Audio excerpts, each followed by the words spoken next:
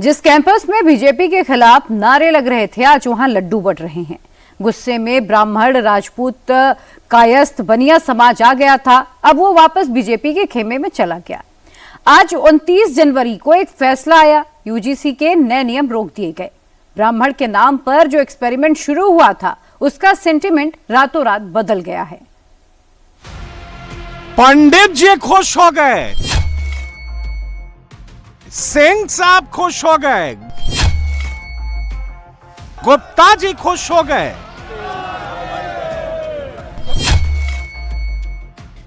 Supreme court का dose तगड़ा।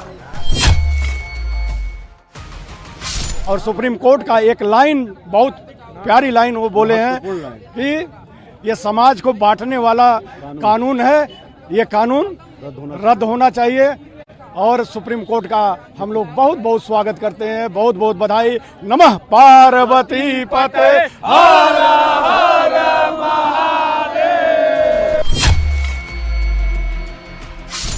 खत्म हुआ जाति का झगड़ा। संघर्षों की जीत है, ये न्यायतंत्र की जीत है, ये भारत की एकता की जीत है, ये भारत की अखंडता की जीत है, भारत के न्याय प्रभुता की जीत है, भारत के समानता की जीत है। ये किसी जाति या किसी समुदाय की जीत नहीं है। अब साथ साथ झगड़ा पिछड़ा।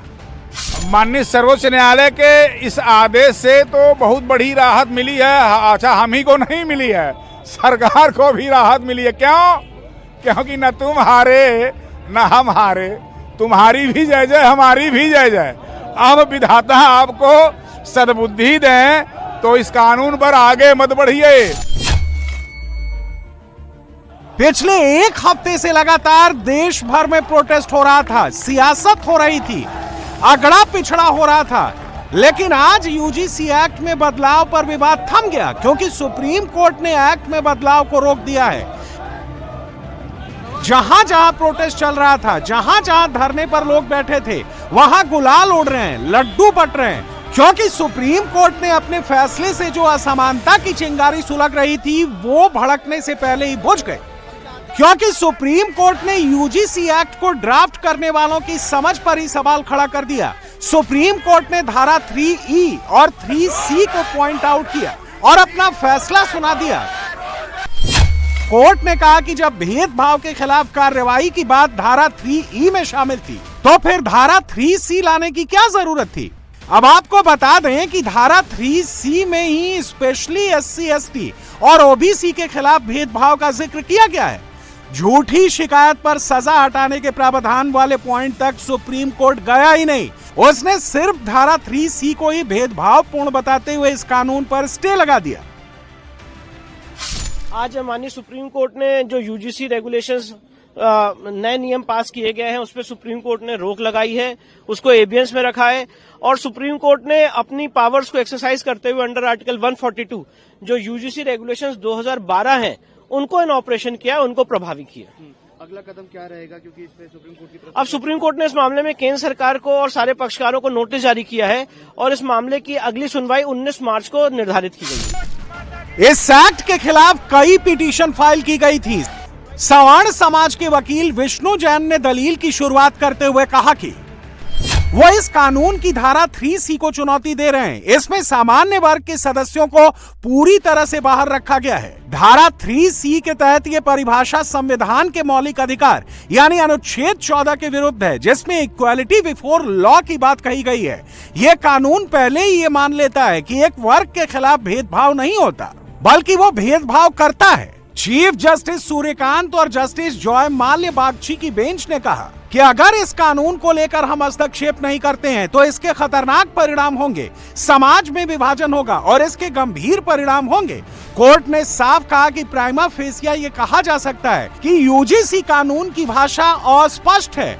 इसकी भाषा को संशोधित करने के लिए एक्सपर्ट से जांच कराने की जरूरत है, जिससे इसका दुरुपयोग ना हो। कोर्ट ने कहा कि यूजीसी एक्ट की धारा 3C अपर कास्ट के स्टूडेंट्स को जन्म स्थान, जेंडर आदि के आधार पर भेदभाव के बारे में शिकायत करने से रोक देगी। जब धारा 3E में सब कुछ शामिल है तो धारा 3C लाने की क्या जरूरत है? सुप्रीम कोर्ट ने दुख जताते हुए कहा कि आजादी के 75 साल में हमने जिस देश को वर्गहीन समाज बनाने के लिए इतनी सारी उपलब्धियां हासिल की हैं, क्या अब हम वहां एक रिग्रेसिव सोसाइटी बन रहे हैं? उम्मीद है कि हम अमेरिका की तरह अलग अलग स्कूलों में नहीं जाएंगे, जहां ब्लैक और व्हाइट्स अलग अलग स्कूलों में पढ़ते थे। आज अदालत में एक पॉलिटिकल पार्टी के स्पोक्स पर्सन के बयान का भी जिक्र किया गया, जिसमें उन्होंने कहा था कि सवर्णों के बच्चों को इस कानून के तहत फंसाया जाना चाहिए, क्योंकि उनके पूर्वजों ने हजारों सालों तक बहुजनों का शोषण किया है। समाज के लिए यह एक्ट कितना बड़ा खतरा है, इसको लेकर सवर्ण समाज की तरफ से कोर्ट में जेएनयू समेत देश की कुछ प्राइवेट यूनिवर्सिटी में सवर्ण समाज के खिलाफ लगने वाले नारे भी सुनाए गए, जिसके बाद सुप्रीम कोर्ट ने यूजीसी की नई गाइडलाइंस पर रोक लगा दी। अब सुप्रीम कोर्ट 19 मार्च को फिर से सुनवाई करेगा। उससे पहले केंद्र सरकार को जवाब दाखिल करना होगा। तब तक के लिए यह विवाद फिलहाल थम गया है, लेकिन सियासत अभी भी जारी है। बात सवर्ण समाज की नाराजगी की है, लिहाजा पिछड़ी जाति की सियासत करने वाले इस फैसले पर खुलकर बोलने से बच रहे हैं। हम सब का मानना यही है कि दोषी बचे ना, दोषी बचे ना और निर्दोष के साथ अन्याय होना। दोषी बचे ना,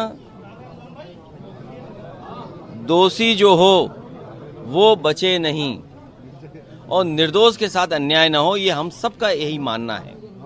और इससे पहले भी रेगुलेशन आए थे 2012 में, और 2012 के रेगुलेशंस में कमी क्या रही या उसमें क्या क्या फैसले हुए थे या किस तरह का यूनिवर्सिटी या वहाँ के लोगों ने व्यवहार किया था, टेकअप किया था उनके चीज़ों को। फिर आज 26 में आ गए नए रेगुलेशन, तो हमने 2012 के रेगुलेशन से क्या सीखा? तो वहीं मोदी विरोधी पार्टियां इस फैसले के जरिए सवर्ण समाज के वोट को जोड़ने में और मोदी विरोध की आग को भड़काने में जुट गई हैं।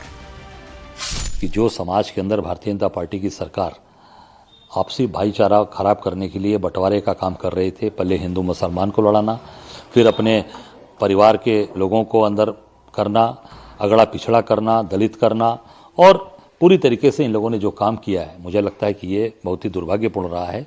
ये देश सबका है, सबके एक समानता है इस देश के अंदर, और कानून ऐसा बने जो सबको एक समानता के साथ में देखे, चाहे वो अगड़ी जात के हों, चाहे पिछड़ी जात के हों, चाहे दलित हों, चाहे मुस्लिम हों, सबके लिए एक समानता का कानून होना चाहिए। निश्चित तौर से माननीय सर्वोच्च न्यायालय को मैं धन्यवाद ज्ञापित करूंगा। जो मोदी जी ने जिस तरीके से बंटवारे का काम किया था, माननीय सर्वोच्च न्यायालय ने। सुप्रीम कोर्ट के स्टे के फैसले से सबसे ज्यादा बीजेपी राहत में है, क्योंकि समाजवादी पार्टी से लेकर कांग्रेस तक सवर्णों से बीजेपी को दूर करने का इसे सबसे बड़ा हथियार मान रहे थे। बात सिर्फ सियासत की नहीं है, जो धर्म गुरुओं में भी बहस छिड़ गई थी। यूजीसी एक्ट को लेकर बीजेपी समर्थक धर्मगुरु भी बीजेपी सरकार को होश के नाखून लेने की सलाह दे रहे थे। हम इस भारत में एक प्रार्थना करना चाह रहे। वर्तमान में एक विषय बहुत चल रहा है, यूजीसी। असमानता भारत में नहीं होनी चाहिए, भारत में समानता ही होनी चाहिए। हम सब एक हैं।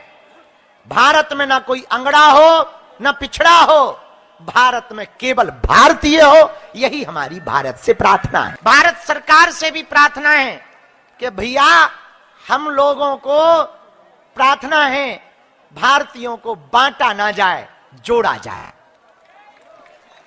इसलिए हम सब हिंदू, हम सब हिंदू, हम सब हिंदू। वहीं मोदी योगी विरोध की पताका उठाने वाले स्वामी अविमुक्तेश्वरानंद को भी घेरने का मौका मिल गया। सुप्रीम कोर्ट तो सरकार के कार्य को कैसे ज्यादा वो करेगा, केवल इतना ही देखेगा, इसमें कोई संवैधानिक त्रुटि तो नहीं है, इसमें कोई ऐसा बेजा क्लास तो नहीं है, उतने को सुधारेगा। इससे ज्यादा तो नहीं कर सकता ना। संसद से कानून पास कर दिया गया है, अमित शाह जी ने कह दिया है कि संसद का कानून है, सबको मानना पड़ेगा। एकदम सपाट भाषा में उन्होंने कह दिया है। सवर्ण समाज सड़क पर है, दूसरा समाज सड़क पर नहीं है।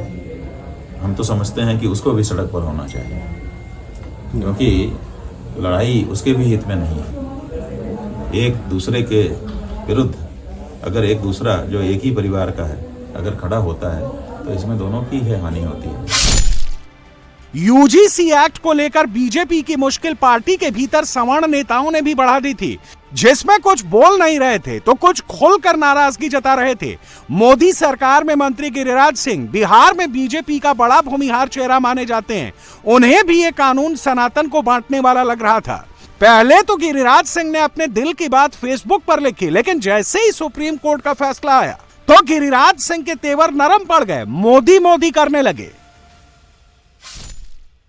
न्यायालय ने जो निर्णय लिया है, न्यायालय को कोटिशत धन्यवाद, क्योंकि नरेंद्र भाई मोदी भारत में कभी विभेद की राजनीति नहीं की है और देश के अंदर जब शेड्यूल कास्ट का प्रमोशन का आया था कोर्ट में तो उसका भी समर्थन किया।